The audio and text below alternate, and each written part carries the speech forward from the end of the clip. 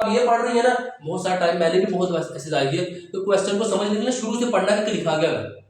तो जो subjective part होता है ना क्वेश्चन रीडिंग के अंदर, उसको आपने इग्नोर ही करना है ज्यादातर, ठीक है। मेन चीज को आप इसमें जाने को वो क्या है, जैसे लिखा हुआ the course is only available to nurse who. अब ये इसमें भी जो सेंटेंस कंप्लीशन क्वेश्चन थे ना वो बड़े कंफ्यूजिंग होते हैं। अब आपको यहाँ से समझ आ गई the course is only available to nurse who. मुझे बताएं आप में से कोई, इसका क्या मतलब है, इधर से लेके इधर तक का क्या मतलब है, आपको समझ आई इंग्लिश में पढ़ने से क्या है?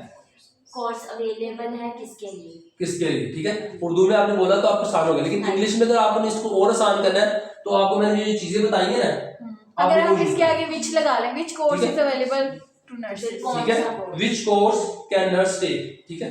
और आसान जितना आपको आसान लगे, मेन चीज है कि आपका ये ठीक होना चाहिए। मैंने आपको पहले बताया था, ये ठीक हो गया ना आपका क्वेश्चन बनाते वक्त, तो आपका एग्जाम क्या हो जाएगा, इजी हो जाएगा और एरर के चांसेस कम हो जाएंगे, ठीक है। Isolate the keywords of difference in each answer option, वही बात, रीडिंग और लिसनिंग बी के अंदर काफी चीजें कॉमन है, इसके अंदर भी आपने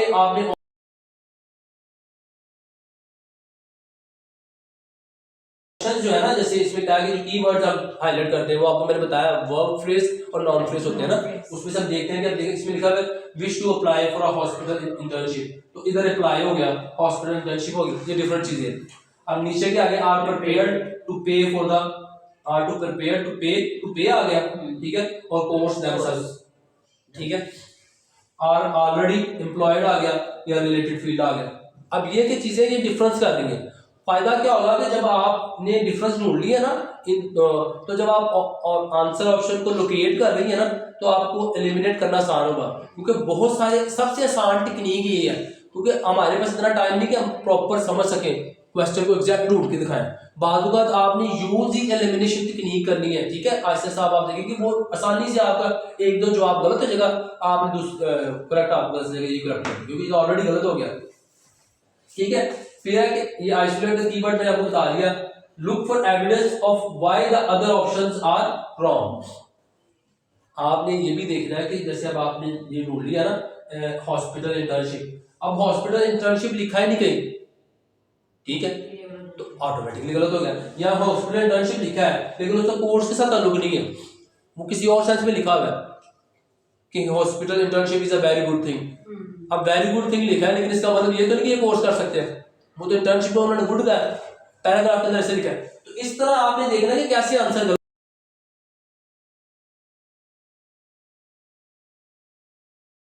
हो सकते हैं। अगर आपको कीवर्ड पैराग्राफ के अंदर मिल गया ना, मिलेगा आपको, तो जल्दी से मैंने आपको बताया कि आपने लोकेट करने के बाद उसको पढ़ लेना, स्लोली स्कैन कर लेना कि इसका आंसर मैच कर रहा है, नहीं मैच कर रहा गलत करके साथ ही ले। जितनी स्पीड को बढ़ाएंगे उतना आपका जो है ना वो टाइम बचेगा दूसरे ऑप्शन को करने के लिए, ठीक है। रीडिंग के अंदर टाइम बचाना बहुत जरूरी है, और रीडिंग बी का टाइम मैंने आपको बताया 10 मिनट आपने अपने जहन में सोचना है, इससे कम बना सकते हैं, इससे ज्यादा टाइम आपने रीडिंग बी को नहीं देना। ओके, तो अगली बात है familiarize yourself with verbs used in part B. ये जो है ना, ये जितनी मेहनत मैं भी कुछ आपके लिए कर दूंगा, लेकिन जितनी मेहनत आप खुद करेंगे ना वो क्यों है आपके लिए, क्योंकि मैं हो सकता है आपको 50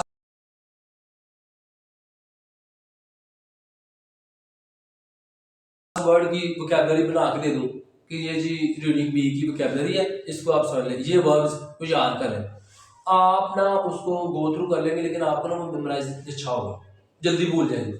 लेकिन जो आप पेपर खुद कर रही है, डेली प्रैक्टिस कर रही है, उसके अंदर रोजाना के 6 सवाल भी अगर आप करती हैं, 6 सवाल करती हैं, उसके अंदर 4 ऐसे वर्ब्स हैं जो कॉमनली यूज हो रहे हैं, ठीक है। आप उनको लिखें, उस वर्ब का लिखें, उसका नाम लिखें, उसकी पूरी डेफिनेशन लिखें, इंग्लिश में उर्दू में दोनों में, ठीक है। रजिस्टर बना के ना साइड में वर्ब का नाम लिखें, उस वर्ब को इंग्लिश में अंदर मीनिंग लिखें, उसी वर्ब का उर्दू में मीनिंग लिखें, ताकि आपकी अंडरस्टैंडिंग ज्यादा क्लियर हो जिस वर्ब के लिए, क्योंकि ये वोकैबुलरी ने आपको हेल्प करनी है बाद में, क्योंकि ओईटी जो लिसनिंग बी है उसकी वोकैबुलरी बहुत लिमिटेड है। बी के अंदर जो वोकैबुलरी यूज होती है ना वर्ब वो बहुत लिमिटेड है, कोई 40-50 या 30 इससे ज्यादा वर्ड नहीं हो सकते, इससे ये भी मैंने ज्यादा शायद बता दी। तो जब आप 30 वर्ड को मेमोराइज करेंगे आपको वर्ब का पता चल जाएगा ये वर्ब यूज होती है, तो मैंने इसमें करना क्या था, तो आप पहले से तैयार होगी, ये वर्ब आ गया, अच्छा इसके अंदर तो मैंने ये करना है, फिर आप उसी चीज के लिए ढूंढ रही होगी, ऑप्शन में भी आप उस चीज के लिए फाइंड कर लेंगे। क्लियर? जी तो ये वोकैबलरी आपने खुद बनाएंगे तो वो आपको भूलेगी नहीं, पेपर तक आगे काम आएगी। मैं बना के दे दूंगा तो वो वक्ती तो हेल्प मिल जाएगी आपको, लेकिन आपकी वो वोकैबलरी इंक्रीज नहीं होगी।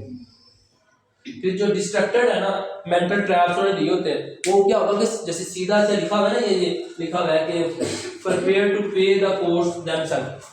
अब वो सीधा सीधा लिखा होगा कि मैंने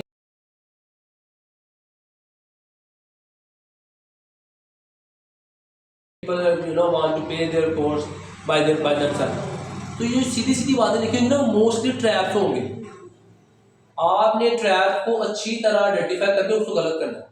उसके जो सियाको सबाक लफ्ज आपने सुना होगा ना, सियाको सबाक, तो आपने उसके आगे और पीछे पढ़ लेना कि ये क्वेश्चन के साथ मैच कर रहा है कि नहीं कर रहा, क्योंकि जो की है ना आपकी मेन की पेपर को अच्छा करने के लिए, वो ये है कि क्वेश्चन को समझना, क्वेश्चन को समझ के आंसर को लोकेट करना। आंसर ढूंढेंगे ना पैराग्राफ में, तो फिर आप वो ये ट्रैप के अंदर ही फंसती रहेंगी। ठीक है, यहाँ तक क्लियर? यस एनी क्वेश्चन कर सकते हैं?